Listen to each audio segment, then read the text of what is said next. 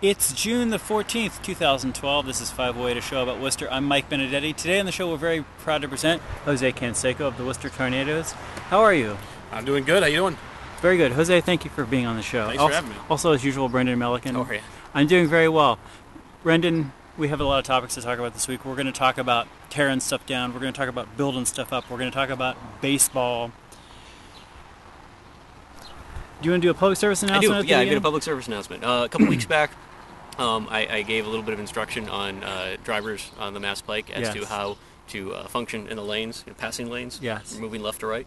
Today I would like to point out that if you are driving, say, in the westbound lane of the Massachusetts Turnpike, any of the three lanes there, right, and you get miles of cars behind you, and you see a state trooper having pulled somebody over in the eastbound side, right over on the shoulder, you don't need to slam on your brakes, causing a near accident for hundreds of people miles behind you, because there is no...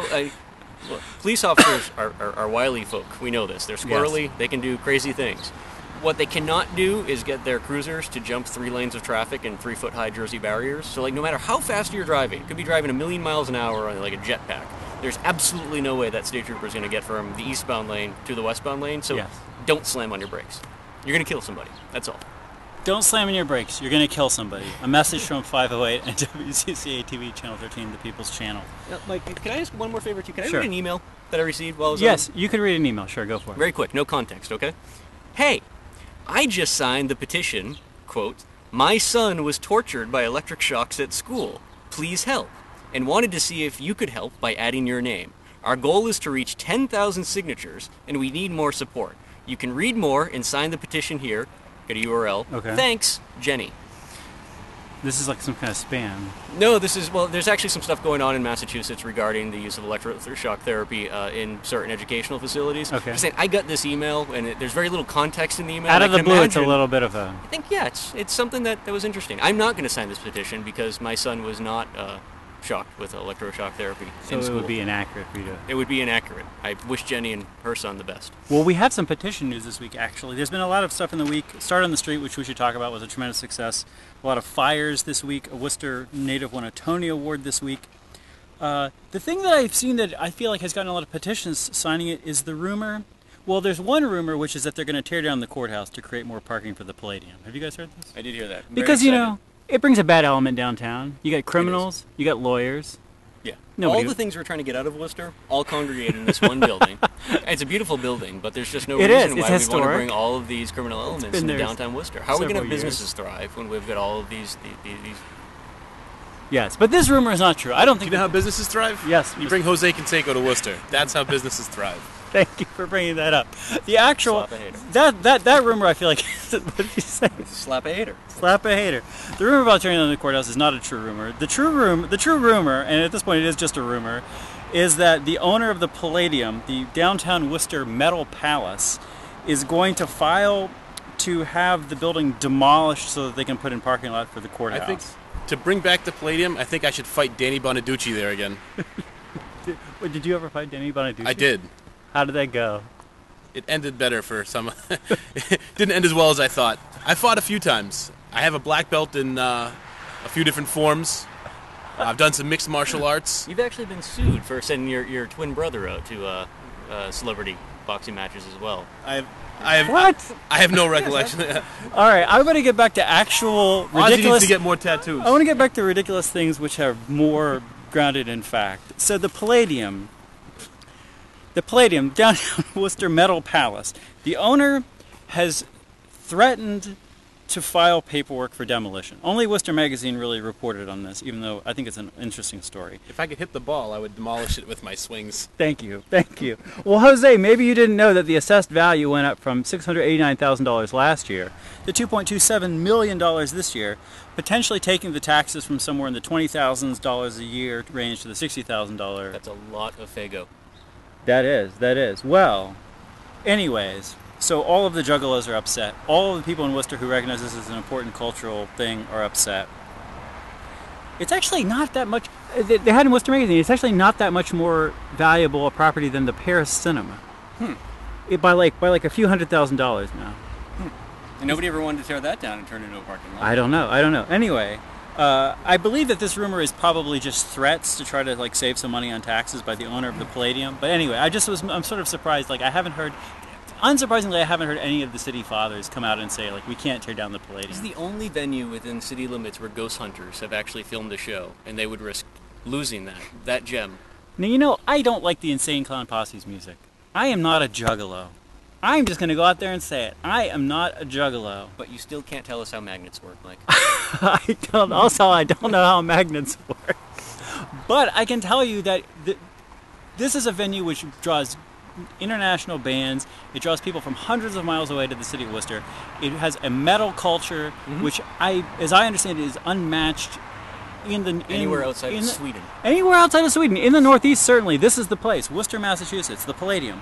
And I feel this is one of these things where it's like the culture that the people who run the city don't, it's just not on their radar. They don't care about this. If we had something there which involved, I don't know, Broadway or whatever, they would say, oh, this is classy. If we had ice hockey. Ice hockey. Let's put ice hockey in the Palladium. If there was something involved ice hockey, somehow they would think this is classy, or something involving opera, this is classy, or something involving whatever, something else, they would say that this is classy. Or if somebody came up with a proposal, like we should have a massive opera thing in the city of Worcester. No, by the way, I like opera 1,000 times more than the Insane Clown Posse. Things are kind of cool at times. They are cool, but juggalos. They have their place. Here's the thing: the juggalos exist. If somebody said the city should spend $10 million to build a juggalo facility, I would say this is a bad idea. But if you have a juggalo facility, you can't squander this. Yes. This is like an actual important cultural. Yes. Is an Insane Clown Posse concert like the opera to a juggalo?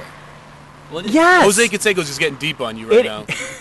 It is exactly like the opera to a juggalo. The market exists, so we should cultivate that market, as opposed to saying we should celebrate what we have.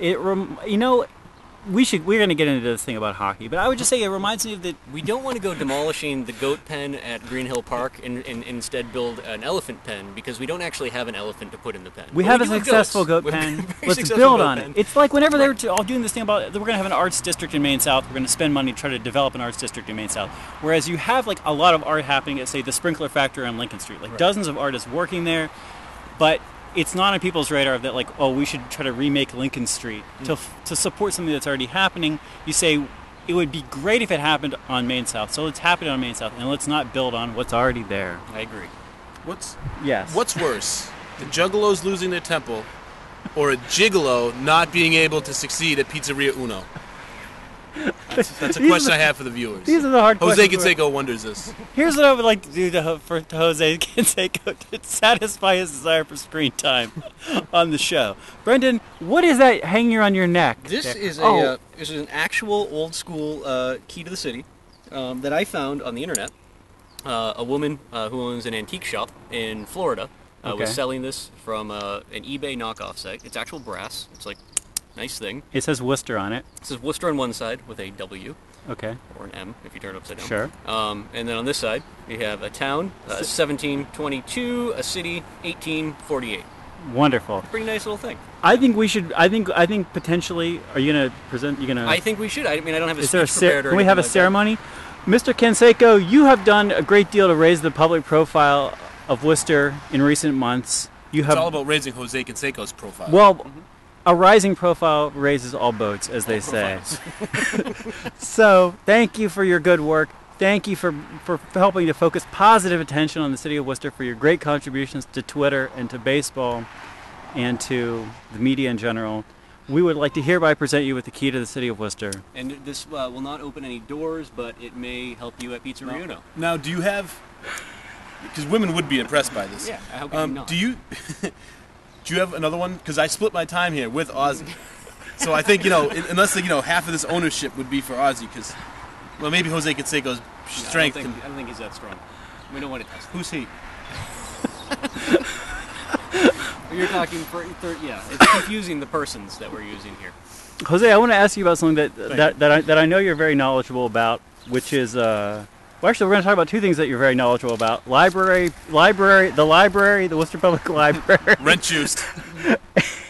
And baseball. Which would you like to talk about first? Oh, we can do the library first. We can talk about the library first. Okay, so this is following on the theme of public development projects that we want to get grouchy about. This week this was a presentation made by the Worcester Development Corporation to the Library Board. Is that right? And the Economic Development Office, Tim McGurthy came in as well. He came in as well, and they were talking about the theater district. Is that right? It's framed around. We have this Hanover Theater downtown, and we're doing things, building it around the value of that to change the neighborhood to support that. And so part of the project, I want to say this is the one piece of the project the one proposal which has gotten an extreme amount of criticism, or at least generated an extreme amount of discussion, is the idea that you take the library parking lot. This is the downtown Worcester Public Library. You take the library parking lot, and you reduce the number of parking spaces by a lot, and you put in. Am I describing this correctly? Yes, there's more to it as well, but yeah, you can finish. And you put in. Well, this is just the one of these pieces. You put in like a hockey facility. Two hockey facilities. Because if there's one thing that if you ask anybody walking down the street in Worcester, what does the city need? The answer is more hockey facilities. The answer is actually 2 hockey facilities. Nobody ever says 1 hockey facility. Nobody ever says 3, 4, or 5 hockey facilities. Well, the one in the common is used so well that we need to expand on. Yes, that's the first thing that everyone has said whenever I bring this up. Isn't there a hockey rink behind City Hall? No, it doesn't work. That was actually part of the proposal for moving the Pip Shelter back to the Pip Shelter, was allowing the Pip Shelter to start putting together a franchise expansion team for NHL. This is actually being worked on currently. It's not going to be competing with the Bruins at all, but should end up being sort of a farm program. So this hockey facility downtown fits in with that plan? Oh, it fits in with the whole district, yes. The theater district. Well, yes. Well, here's a proposal. What they would do is take most of the parking lot, and they've had, I guess, some initial conversations with the YWCA. Okay. So there would be a joint... Because the YWCA is adjacent to the library. Right. And then so there'd be... also lacks a hockey facility. It does. So there would be, it was like 150 or 180 space surface lot there. And behind the Telegram and Gazette building, which the WBDC just bought, they would build a parking, like a large parking garage, and have some surface space there. The idea of it is to, when you go up to, I don't know if you've ever been to Portsmouth, New Hampshire. No. But well, this story, Jose Canseco's story is about to get very weird. No, well, what they have is they have a centralized parking spot in their downtown district, and so everyone can go there and park, and then walk from there. Right. And it works very well there, and that's their kind of master idea here. Right. Is that you would have this new parking structure at the Telegram building, behind the Telegram building. Yep. The old Telegram building, I guess. Right. And that would become this central parking lot for that area. Correct. Okay. And okay. There it is. So I guess there's 2 angles here. Which is nonsense, because the difference between Worcester and Portsmouth, New Hampshire is they actually have a walkable downtown. Like when we just demolished Have you ever been to Portsmouth, New Hampshire? I have a couple times. I've actually walked there. Oh, really? I just parked on the side of the road, though. I didn't take advantage of this parking central. 75 cents an hour. It's a beautiful... Jose Canseco likes a good deal. When you're not playing you have to watch your pennies when you're not playing for the Tornadoes. But I mean, one of the things that you don't have to do when you're walking around downtown Portsmouth, New Hampshire, is cross 6-lane superhighway, right? I mean, that's one of the things that always struck me as odd when we knocked down the mall, right? To actually get from where the mall is now over to say Shrewsbury Street. We just built is it 6-lane that port or 5 lanes? Either way, it's a really wide roadway that you have. That's not what I would describe as overly walkable. So we've got these great ideas for more central parking. We still don't really have any good ideas about where people should be going. Well, I mean, I think, for the first time in a very long time, we've, I may not completely understand all the proposals that are coming out right now. But at least people are thinking. There is there's actually some form of a plan, and it's in the design stages or the idea stages now. But I mean, this is something we haven't had in the city for the longest time. But if Jose, the problem though is that if every time I had Mr. Canseco, if every time I had a wacky thought, somebody actually started raising private and public dollars and acted upon it, I mean, we'd be living in a carnival right now. I mean, that's just because somebody has a thought, and it's the first time in 30 years somebody's had a thought, doesn't mean we can start trucking forward on it. And I think this idea of taking parking away from the library so we can have a municipal ice capade center is just nonsense. That's I mean, with the the library right now attracts about 800,000 visitors a year. Can you say that again? The library attracts 800,000 visitors a year. So comparably, the Hanover attracts 170,000. Yeah. Okay. Which is important, because anytime you talk about the library, the first reaction from people is, but nobody ever really goes there. They say, well, wait a second, you've got kids. Are you telling me you don't go to the library? Like, well, I go to the library, but nobody else goes to the library. It's one of those things that, because you know, it's a big building, and I think because it's not like a shopping mall where there's just people constantly streaming in and out or whatnot, people get the impression that there's nobody there. Well, when I, it's a great place full of growing up in, the Tatnick Square area of Cuba, my mother would take me to the library all the time, and I didn't, I went for years, and then there was a gap that I didn't go. Yeah. And, now that I'm here playing for the Tornadoes, I go all the time again. Yeah. And you really get to see how many people go there. And it's everyone in society, young, old, rich, poor, whatever. Everyone's there. And there's programs, and it's really, the utilization is there. Mm-hmm. But, in some things that, what was it, 15 years ago or so, we expanded the library and did a whole new renovation. That building hasn't been touched since then. Yeah. That's one thing Worcester does. We invest in something, and then we say, well, we don't need to go back to it or touch it until it's decrepit again. Right. And that's just a terrible philosophy. Well, terrible, not just for practical reasons, but also because the funding sources that we typically go to lean on are drying up when it comes to just throwing out free sacks of cash. Most agencies, whether they be public or private, that are actually looking to invest in capital development are not going to touch a district, a city, or a building that has been neglected for ages. A city like this size needs to have a larger portion of its budget constantly going for capital maintenance practices. We just don't see that. Like you said, because historically, we've just waited till things started falling apart, and then somebody else will come in and pick up our mess for us. Yeah, and then we yell and scream and say, we need this. Instead of, if you need some cash, you just, strap up your cleats and play for the Tornadoes. There you go. Well, Mr. Canseco, I just want to offer my perspective. You can call me Jose, that's okay. Oh, that's fine. Which is, and I like to fit everything into a very few number of narratives, but I feel like this fits into the same narrative as this idea that, we would just let the Palladium get demolished, or we're not going to support, we want to support the arts where they're not rather than support the arts where they are. In that the library is a very successful downtown institution, cultural institution, learning institution, social institution. I wouldn't want to see anything done to diminish the library, if we're going to, anything we would do is going to be a risk. I would rather take risks with things like brownfields or places that are vacant or places that don't have a lot of occupancy. Or Auburn. Or Auburn. Or, what's that other city over there? Man, I always forget the name of it. Holden. We take big risks in Holden. I would rather, if there's going to be some sort of plan that involves demolishing like potentially disrupting the library and disrupting the success of the library, I would like to see that the disrupt the library be like the last stage in the plan. So that you sort of set the ground, so you say, okay, this other stuff is actually working.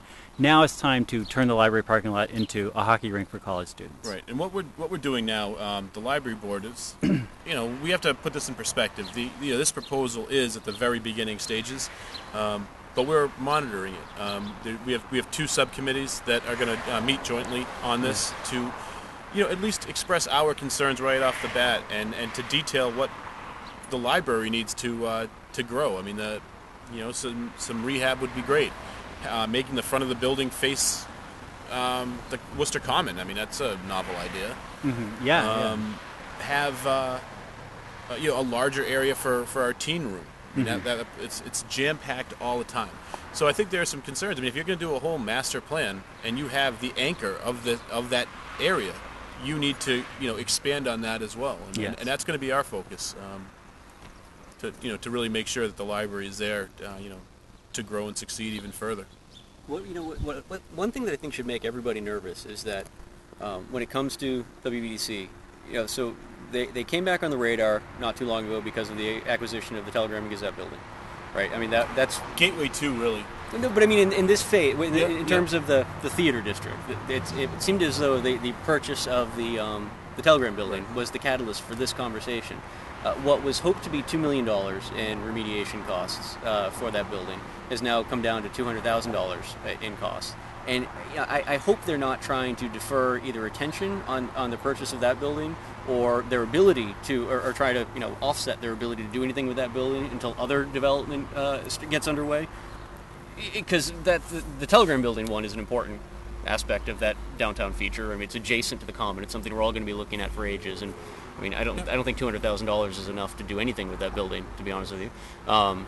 And now we're looking at other public spaces, almost it seems as a distraction. And one of the things that is worth, especially when you're talking about hockey, worth pointing out is, I mean, the demographics of hockey tend to be middle class and above. Downtown doesn't seem to be a valuable place for something that's very, very heavy on traffic and hitting a demographic that isn't already downtown on a regular basis.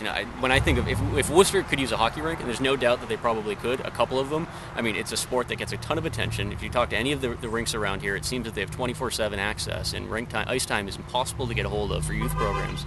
But why wouldn't we be looking at space up at like the industrial park up around the airport, or someplace that's already adjacent to our middle class neighborhoods, where the population is going to be playing is likely to be coming from, and also be able to field from the towns adjacent to us? I'm going to cut you off. I'm going to cut you both off because we got to talk about a bunch of stuff real quick, and then we're going to get into talking about baseball. But this is a good conversation. We will continue having. When none of you are watching. One thing I want to mention is Worcester Business Development Corporation. I did like 10 minutes of research today. This is what you find out if you do 10 minutes of research on them, that they're a non-profit. They were founded in 1965 to rebuild and revitalize Worcester by focusing on economic development. And according to their website, the first big project they were involved with is the Worcester Center Project. So it's sort of, which is like the mall that's being demolished. So it's sort of interesting that... they're really good when it comes to foresight, is what you're saying. I don't know. It's just an interesting thing. I'm glad that they put it out there. I'm glad that they put it out there and that they're not shy. It's the kind of thing that I definitely want to read more about, because obviously it's no longer 1965. We want to talk about Start on the Street. I'm just going to talk about Start on the Street real quick and acknowledge it, because it was like super successful. I feel like the spring Start on the Street is sometimes like a problematic start on the street. It's in a weird place, or it doesn't get a huge crowd or whatever. I thought it was packed. I was down there handing out happiness ponies. It was on Green Street. Beautiful place. People seemed to love it. Weather was wonderful. Great job, Start, guys. Do you guys have if you guys have like 10 seconds about Start that you want to say, you can go for it. Otherwise, we'll... No, I think it's great. And they keep working hard and growing it all the time. It's a good time out down there all the time. It is a good time. I can only give one day a season to Tina's Lodi, she lost me by canceling the event and moving it to the following weekend, so I missed it. I'll see you in the fall. What are you going to do? Well, this is a big week. This is a big week of baseball anniversaries. Yesterday, the San Francisco Giants pitched pitched a perfect game. Matt Cain.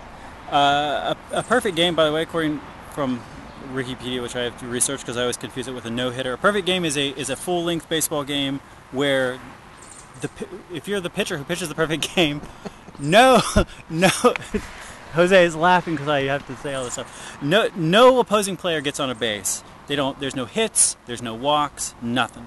22 times it's happened. The 22nd time was yesterday. The first time was in 1880. This week in Worcester, Massachusetts, whereas now Becker College. Lee Richmond of the Worcester Worcesters pitched a perfect game versus the Cleveland Blues on June the 12th, 1880. Do you know why he is also famous? Why? He was an amateur athlete and a pro athlete at the same time, and he was the person that all the lawsuits and the big controversy happened over whether someone can be an amateur athlete part of the year and a professional athlete at other times. I didn't realize that. Yeah. I think it's interesting that the Worcester team, of course, was called the Worcesters, beginning our great tradition of slogans in this town. They only existed from 1880 to 1882. Short-lived team. Nobody can remember the name. Also this week, not a Worcester anniversary, but an important anniversary, June the 12th. Again, June the 12th, 1880 was the first perfect game. June the 12th, 1770, or 1970, there was a no-hitter pitched. A no-hitter is not a perfect game, but it is a game in which there are no hits. The pitcher pitches and there are no hits against him. The pitcher, Doc Ellis of the Pittsburgh Pirates, notable this day because he had forgotten that he had a game that day, thought he had a day off, took a bunch of LSD, and pitched the no-hitter while tripping. Quote, "I started having a crazy idea in the fourth inning that Richard Nixon was the home plate umpire, and once I thought I was pitching a baseball to Jimi Hendrix, who was, to me, holding a guitar and swinging it over the plate. I'm not a drug user. I'm not a big promoter of drugs, but I feel like this is an important milestone in American history. I'm glad we can acknowledge it." Well, one of my favorite quotes is by a guy, his name is Tug McGraw. You know Tim McGraw, the country star? Sure. His dad was a Major League Baseball player. So yes.